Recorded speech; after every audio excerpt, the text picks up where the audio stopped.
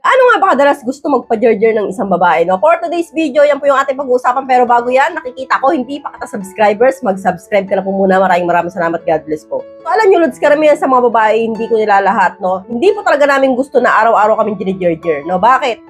No, kasi po, Lods, no, kami mga babae, mas mabilis kami maumay kumpara sa lalaki, no? Pero depende po yan sa age ng babae, no? Kunwari po, 20 plus yan, mahilig pa yan, no? Gusto niyan araw-araw pa, okay lang. Lalo na kung bago pa lang kayo, no? Pero kung ang babae ay 30 plus na o malapit na sa 40, ayaw po ng mga ganyang edad na lagi silang gine-jerjer, no? O nila, at least every 3 days, no? Ayaw po nila yung gabi-gabi, no? Hanggat maaari. Kaya napapansin ninyo, sino sa inyo may karelasyon na ang edad ay malapit na sa 40. Kaya nga naman mapapansin ninyo, karamihan dyan, umihindi. Ayaw talaga ng araw-araw. No, maging ako, no? Ako ay 38 na, pero ayoko rin talaga ng araw-araw.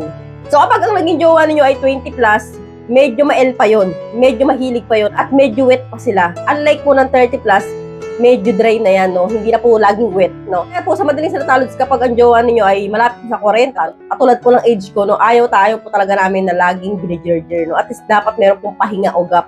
At least every other day o every 3 days mas maganda, no?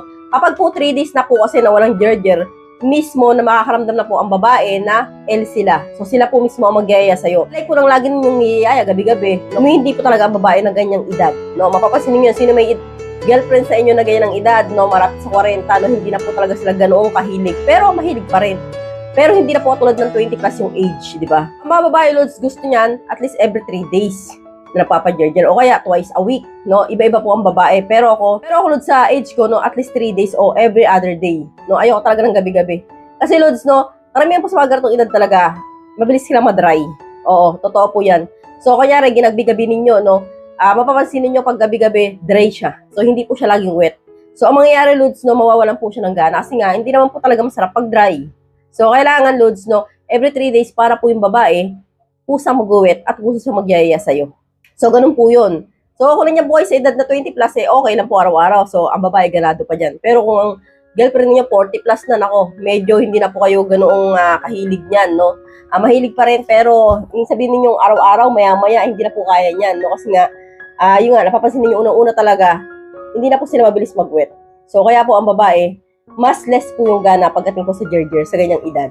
So, kapag menopause naman po ang babae, no, totoo po ba na nawawala ng gana ito pagdating sa jerjer? Opo, no, nawawala na po talaga ng gana ang babaeng menopause. Pero nagpapa-jerjer pa rin, hindi lang nga lang katulad ng ang age 30 to 20 plus, no? Iba po yung gana ng babae sa ganung edad.